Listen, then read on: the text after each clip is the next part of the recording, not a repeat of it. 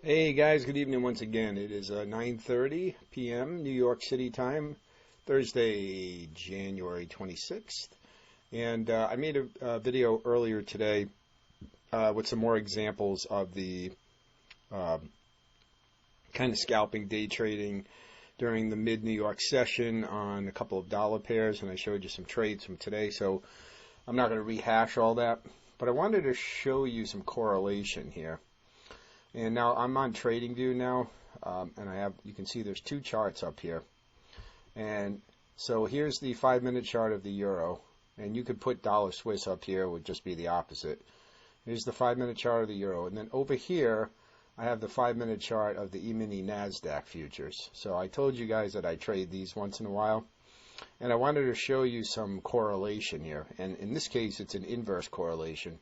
So when one goes up, one goes down, because these stock index futures like the Nasdaq one you see on the left, generally speaking, and this isn't always the case, okay, so don't tell me that, show me sometime it's not, but in general times, when the dollar is strengthening during the session, especially during New York, you're going to see Nasdaq, S&P, Russell, whatever, pick your stock future, you're going to see them go down, because a strong dollar is not good for the stock market, okay, generally speaking. So, and so you tend to see an inverse relationship. And so I took a couple of trades. So I referenced on my video earlier today about some of the Forex pair trades I took today on the euro and the dollar Swiss. But I did not tell you that I also took a couple on Nasdaq, and I wanted to kind of lay out the correlation, and this is the only way I could do it is on TradingView, and I have a TradingView Pro account. I don't use it much, but I do like to have it for times like this. So basically what we have here is you can see the vertical dotted line. This is the pointer, and what it does is whatever time I am on the chart on the left, you can see down at the bottom right now it says 11:15 a.m. and you look over on the chart on the right, it's showing you the same time on that chart. Okay, so that was earlier today, this morning, 11:15 a.m. Okay, so just so you know how to kind of orient yourself here. So if I go back a little bit further, here is the 9:30 a.m., which is when the Nasdaq U.S. session opens. You can see what happened here. We went into a downtrend. Now, it wasn't a particularly long downtrend, but this is about 68 points. And in this world, 68 points on here, on one contract, it's about $140. And this is only a 5-minute chart. Okay, so if you stack your contracts, you can actually do a lot here. So, but anyways, the dollars are not really the point, or even the number of points. It's the correlation, because you can see what happens over here on the right with the euro chart. So the dollar was strengthening here, so you see the E-mini Nasdaq going down, and you see the euro dollar going down at the same time. And if you look at the stochastic, I added the stochastic indicator with the 1253 settings that I talked about in my video earlier. You can see the same thing with it just peaking into the oversold zone, overbought zone, then diving down. Now, they don't line up exactly because they are two different instruments, but they're pretty close. And obviously, you want to follow the timing of the stochastic. But you can see that they pretty much fell in line with each other. And then if I continue to slide over, so now if you look here at around 11 a.m., 11:10, between 11 and 11:10 a.m., 11:15 a.m., you can see we end this little downtrend, and now you can see that we begin to turn up. The dollar starts to weaken, and now you can see both assets, the E-mini Nasdaq and the euro dollar, begin to move to the upside, because it's a weakening dollar. It's good for the stock market. And obviously a weak dollar and either a strong or a neutral euro is going to cause the euro dollar to move up, which is what it did. And then we continue on. Okay, now this is late in the day, so don't really put much more weight in this. But you can see that later in the day, there was a little peak here, and then it began to move down again. But this is the end of the session, really, so I'm not really too concerned by looking at this. But you could theoretically have taken another trade to the downside, but you can see it doesn't quite line up here, and that's because the Nasdaq market, closes shortly after that, the U.S. session, so it really kind of messes it up. So I'm only looking at this move down and then this move up. And you can see the correlation is very clear.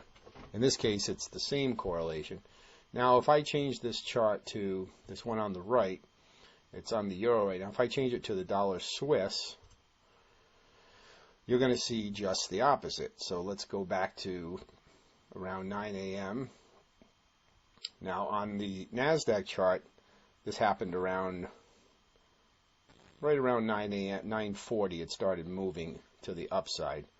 On the dollar Swiss, same time, but you probably could have gotten a little better fill maybe over here somewhere. Okay, again, this is a 5-minute chart. You could go down to a 3-minute chart and maybe fine-tune this a little bit more, but let's just stick to the 5. Okay, so now you can see, now in this case, they're inversely correlated because, again, now you have a strengthening dollar, which drives the dollar Swiss up, and a strengthening dollar is going to push the E-mini Nasdaq down. And now you can see again, when we get to around 11:15, you can see what happens again. We have the the dollar weaken, the Nasdaq moves up, and the dollar Swiss moves down. Okay, and that's basically your two moves for the day. Okay, so, and you can see again, if you want to look at the timing of this, then go down to your stochastic, because they're not going to line up exactly. One might be a little sooner than the other one, but they're within 15 minutes of each other. They're going to go into sync with each other within, again, 5 to 15 minutes of each other. So it's not a huge difference, but of course they're not going to be exactly in sync. Okay, but they're pretty close. And again, that's because it's an inverse, in this case, an inverse relationship between the dollar Swiss and the Nasdaq future. Now, over here on the Nasdaq, I could put probably the S&P futures up here, and I'd get the exact same look. I just like the Nasdaq, but like I said, I could probably throw the E-mini S&P up here and find the exact same layout. In fact, I guess I could try. I didn't do this, but let's see. Do I have it up here? I think this is it here. Okay, yeah. So here's the E-mini. And it's exactly the same. So again, we've got this inverse relationship at 9:40. You can see on the left it goes down with the strengthening dollar. On the right, you can see the dotted line there going up. Okay, and same thing here. Okay, now we're down here on the left-hand chart. We see the dollar start to weaken. The S&P goes up, and then over here at the same time, the dollar Swiss goes down. Okay, so it really doesn't matter which one you pick. You can choose either one. On the so on this particular asset, on the E-mini S&P, this one moves $5 a point. So it's more, it can potentially generate more dollars, but of course it's more risk too. And this move down, on this was 38 points. Okay, so 38 times 5, 40 times 200, it would be like $180 or so. So it's a little bit more than what the Nasdaq produces, but it's not all that different. So again, you just, pick one and that's it. That's not the point. The point is, guys, I'm just trying to show you this correlation, okay? And this is very predictable, guys. So I really want you guys to look at this. I'm not telling you have to do this. But if you're looking just a day trade, and I'm not telling you to go and trade futures or go and trade Forex or trade both or, pick one, it doesn't matter. You can certainly just stick to one. But even if you're not trading both of them, it's very interesting to lay the two symbols side by side and see the correlation. And there is obviously a very direct correlation or inverse correlation between the dollar pair, Forex pairs, particularly the main ones like dollar Swiss, euro dollar, and the stock index futures, in this case the E-mini S&P or the E-mini Nasdaq. You could use the regular S&P, the mini S&P. You don't have to use the, you could use the regular S&P, if you want to trade huge contracts that are $50 a point instead of $5 a point, okay? So whatever, it's not the point. The chart's going to look exactly the same anyways. So, all right, so I don't want to beat a dead horse, but this is definitely something I'm going to be doing going forward as I look on my MetaTrader account, where I actually place my trades with my broker. I have down here, this is my USD Forex account, and this one's my futures trading account. So I actually place my trades on here, although I could do it on TradingView. Both of my brokers can be linked to TradingView, but I just choose not to do that.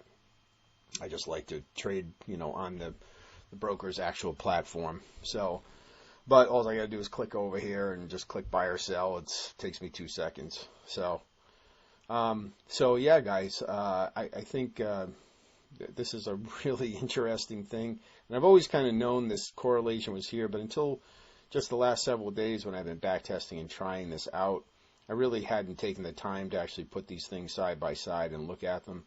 But I will be doing it now. And, really, if for nothing else, just to help me confirm, if I'm looking at opening a trade on one, to kind of look over at the other and say, well, what's the other one doing? Is there an opportunity there right now? And let me see if I can find an example of what I'm talking about here. Yeah, so if you look right here on the S&P, we started coming down. This is where they were synced up at the top here, okay, on the left, and down here at the bottom on the right. And then we had this big pullback right here. So you might have thought, oh boy, I need to get out right here. This thing's going to go up now, okay? And, if you look at the stochastic indicator at this low right here, it did cross back out of the oversold area and started heading back up. So you'd be like maybe a little panicked. So if you were in this short down here, you'd be like, oh boy, I want to close it. And you'd end up coming up here and closing it out, or somewhere here, and either just at break even or maybe even a small loss because you closed it, only to see it turn and go all the way back down, make a new low. Okay, and if you look over here, okay, at the time when this thing turned, which say is around 10:10, 10:15, so we go over to here, 10:10, 10:15.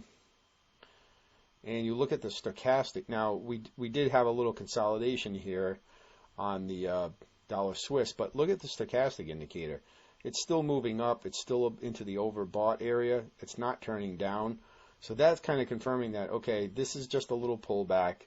This is a very volatile, asset, so you're going to have swings like this.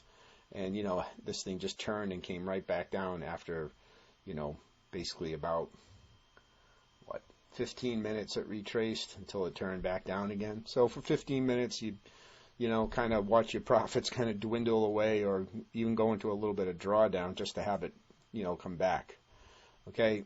Whereas if you kind of came over here and said, okay, well, let me compare that to what we're doing over here, you can see, well, the stochastic indicator has not turned here. It's not like we were heading back out of the overbought area at the same time this was coming out of oversold. And that would probably be a signal you want to get out. And that didn't happen until here, okay? Where it started turning down on the dollar Swiss, right down here.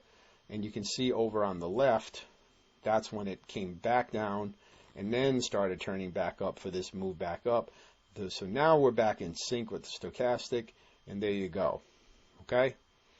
And so that can also help you kind of ride out the drawdowns and the temporary spikes in price, and the retracements and the kind of price manipulation you get, especially in these futures markets.